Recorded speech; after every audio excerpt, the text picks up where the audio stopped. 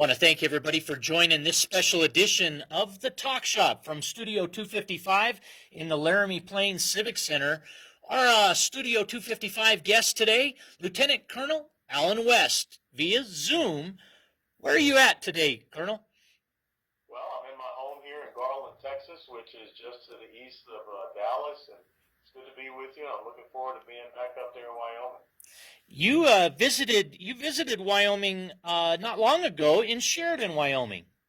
Yes, I was up there for their county GOP meeting. Had a great time, and it was kind of right before the election, so we had a lot to discuss and great results. People are, without a doubt, happy about how this country is getting back on track, except for if you're a progressive socialist or secular humanist. I think you're throwing a temper tantrum right now. If you don't mind, for those in our audience that are perhaps unfamiliar with you, our experience with you is you're a retired Army Lieutenant Colonel, and what, in addition to your military service for the United States of America, do you have in your history as a legislator, et cetera? Sure, thanks, Eric. And I spent 22 years in the United States Army as a field artillery officer and also a paratrooper. Served in 2 combat zones, Desert Shield, Desert Storm, and Iraqi Freedom. And after retiring from the military, I went to Afghanistan as a civilian military advisor to the Afghan Army. I also served in Congress from the 22nd District in Florida, which is Fort Lauderdale along the Atlantic East Coast up to Jupiter Inlet. Currently, I am the executive director of the American Constitutional Rights Union. I have been the chairman of the Republican Party of the state of Texas, and currently I'm the chairman of the Dallas County Republican Party. Well, we welcome you to the Talk Shop. Laramie, Wyoming, will this be the first visit you've had to Laramie, April 11th, when you come to speak at the Laramie Elks Club at 6 p.m. that evening? Yeah, it'll be the first time I get a chance to stay there. I've been through Laramie before, but never had the opportunity to stay and share with the people, and I'm really looking forward to it. Last time I was there in that part of Wyoming for a little bit was coming through when I taught Army ROTC at Kansas State University. I was heading out to Fort Lewis, Washington. Excellent, excellent. Well, it's really a time in our country where togetherness is and unity are more important perhaps today than ever before. What can visitors to Together We Can on April 11th enjoy in your keynote speech that evening? Just highlights, if you don't mind, with respect to what they can expect you to deliver. Well, I think it's so important we understand that in America right now, it's not so much Republican or Democrat. It's about 2 competing philosophies of governance. Progressive socialism, Marxism, which really looks to make the individual subservient to centralized government control and power and tyranny, as opposed to constitutional conservatism, which is really what this country is based on. Some people will call it classical liberalism, which elevates the individual, their rights, their freedoms, their liberty. You talk about natural rights theory, which is enshrined in our Declaration of Independence, that our inalienable rights are endowed to us by the Creator God, the Judeo-Christian faith heritage God of life, liberty, and property. Of course, Thomas Jefferson turned that into the pursuit of happiness. And I think it's a great example when you all look just south of where you are in Laramie into Colorado, and the fact that just recently they have voted now to ban semi-automatic firearms, which if you look at the Constitution and the Second Amendment is very clear, shall not be infringed, but yet the left is always looking at a way by which they can undermine individual freedoms, especially a freedom and a right that gives us the ability to protect ourselves. And when you have this incredible threat that we see in this country from criminal, illegal immigrants and terrorist groups that are coming to this country, or even gangs like Trinidad, which we know are operating pretty freely down there in Colorado, we've got to make sure that we do not allow the American people to become subjects. We've got to make sure that they are able to protect themselves, and that's the key to being a citizen. When somebody points to the Constitution, atop the Constitution, they read "We the People." what does "we the people" mean to you after 22 years of military service for our country? Well, first and foremost, all of us that serve in the military, and that includes my dad who served in World War II, my father-in-law who served in Vietnam, my older brother who served in Vietnam, my nephew who served, and several other members of our family. We took an oath to support and defend the Constitution. We, the people, the Constitution is the embodiment of who we are as the American people, and this constitutional republic is not a democracy. We do have a system of representative democracy by which the people's voices are heard in the halls of government. But if we don't respect and honor the rule of law, which codifies and brings us together as we the people, then we become something that we are not. And I always go back to, I think it was 2008, when then Senator Barack Obama said that we're 5 days away from fundamentally transforming the United States. And everyone should have said time out on the court right then. What are you talking about, a fundamental transformation of, and what do you want to transform us to? And I think that we have gotten a taste of that. And so it's so important that we, the people, stand up. There's a great quote from Thomas Paine who says, the duty of a true patriot is to protect his country from its government. And I think that's what you see we, the people, coming together as. And think about this, Eric. I mean, we're going into the 250th anniversary of our great nation, July the 4th, 1776. But in this year, April the 19th, 1775, is the 250th anniversary of Lexington and Concord. And I think that's where we, the people, really got established and got started. When you agreed to visit with the Talk Shop, I appreciate that grace that you have in joining us. But we solicited some questions, and one question that came in from one in our audience is, not since George Bush Sr. or George Bush Jr. has there been a president with military experience. What's your perspective on that as a component of being president of the United States of America? Well, I tell you, once upon a time, Eric, you could not even consider being president of the United States of America if you hadn't served in uniform, because people just had that comfort with someone that was willing to lay down their life for this country and served in those type of situations to go on and be that commander-in-chief. And really, when you look at the Constitution in Article 2, that is the preeminent specified duty of the President of the United States of America, is commander-in-chief. It does say that the executive powers are vested into the president, but that specific term, commander-in-chief, is so important. And I think that the American people have to start looking and saying, do we want to have individuals that have previously served in this country who have been willing to make the last full measure of devotion, which is Abraham Lincoln's words from the Gettysburg Address. So I'm very glad to see that we have a former Marine, once a Marine, always Marine, but J.D. Vance is our vice president, and I think that he will, without a doubt, in a few years, in 2028, be top of the heap running for president. As you look at the cabinet nominees for President Trump's cabinet, one audience member asked your viewpoint on two specifically. Pete Hegseth won first and foremost. Second, RFK Jr. Well, I will take the latter first, and that's RFK Jr. There are things that I don't agree with him with, as far as some of the stances that he has taken as I'll say a liberal Democrat, and that's the postmodern liberal Democrat, not a classical liberal.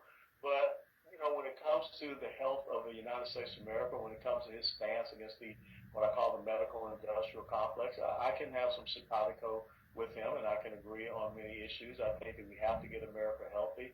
I think that Big Pharma and others are really looking at making us the most heavily medicated society in the country. I mean, once upon a time, I don't remember seeing all these drug commercials that we see on television now. So I think that if he stays focused on that, he'll be very successful and he'll do very good. And look, Donald Trump was once upon a time a very liberal Democrat. I mean, he didn't even believe in life, the sanctity of life. He was a pro-choice individual. But he is the first U.S. president ever to speak at a March for Life. So I do believe in redemption, and maybe that's what we're seeing with RFK Jr.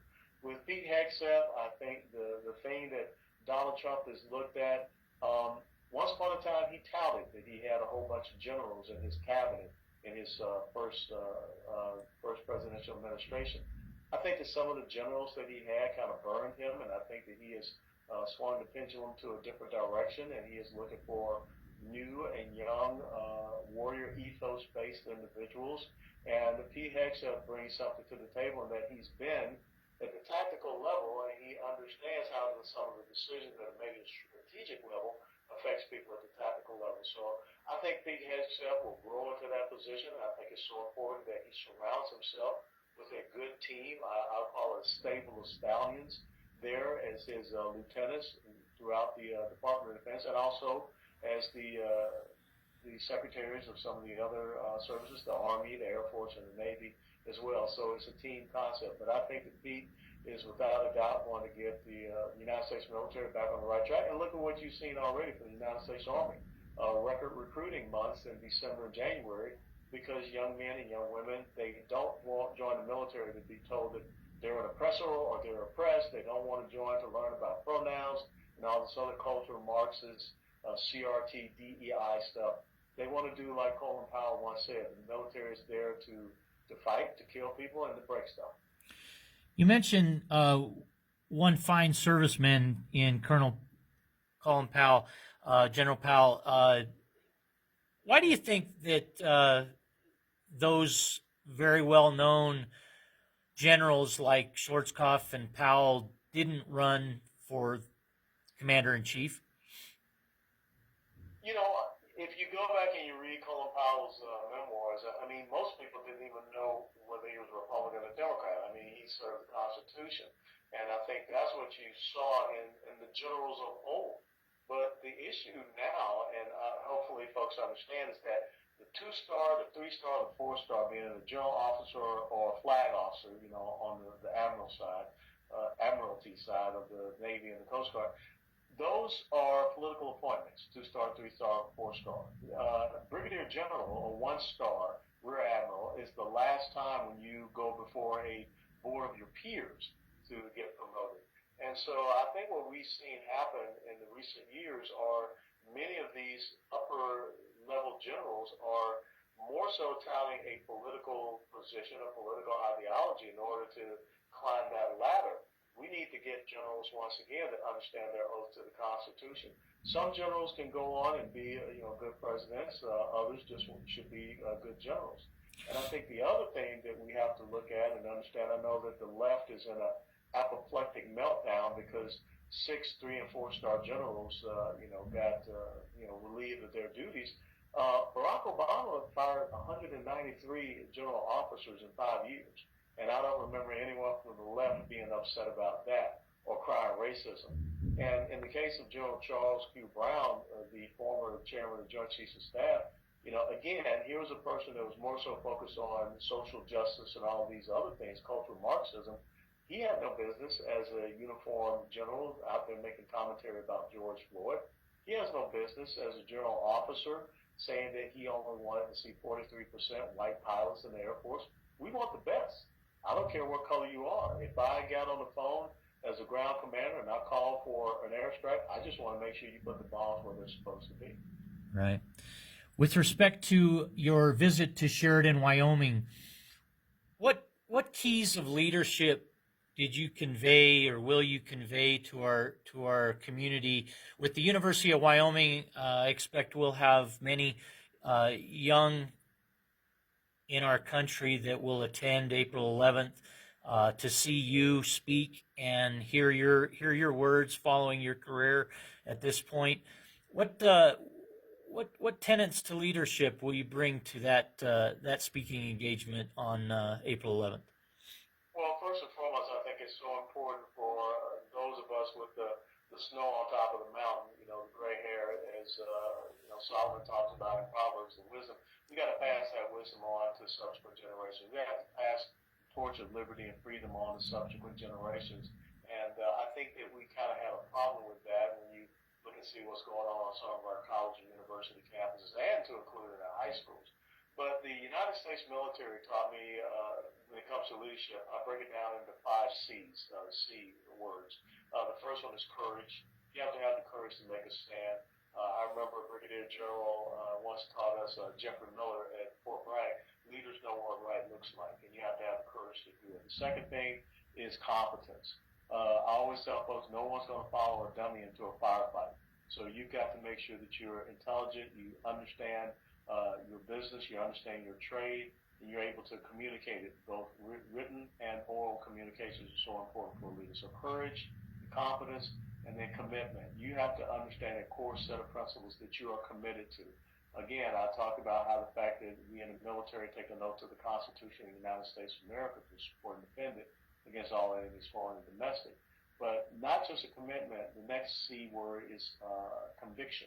You have to have a conviction to the principles that you are committed to, because sometimes when things get a little rough, some people will not stand up for what they say they're committed to. And so that's why you have to have that conviction that regardless of who's yelling and screaming and calling the names, whatever, you're convicted to do what's right, to stand by those set of principles and values. You have the competency to understand them, to be able to articulate them, and you have the courage to do so. Then the last C is character. I always told my troops, and I taught my daughters and my grandsons, if they grow up, I will teach them the character means doing what is right when no one is watching. It's real easy to do what's right when the spotlights are on you, but the true character is doing it when no one is on you. And I think that as a leader, you want to look for tough situations, because that's the best way to build your character. So courage, confidence, commitment, conviction, and character, the 5 C's of leadership. We look forward to your visit to Laramie, Wyoming, April 11th. It'll be a great event, 6 p.m. at the Laramie Elks Lodge in historic downtown Laramie, 103 South 2nd Street in Laramie, Wyoming, exactly. You will have an opportunity to visit and hear Lieutenant Colonel Allen West, Army, retired, and our special guest coming up in Laramie, Wyoming. Lieutenant Colonel, thank you so much for your time today. And what are some things you'll leave our audience with, tempting their tastes as you come into April 11th? Well, it's my pleasure, and I will leave you with this. In life, you have 2 choices, and they're very clear. You can choose to be a victor, or you can choose to be a victim. And too often in America, we have seen people that have chosen to be victims, and that's where you get big government that will come in and try to, take care of everything and do everything for you.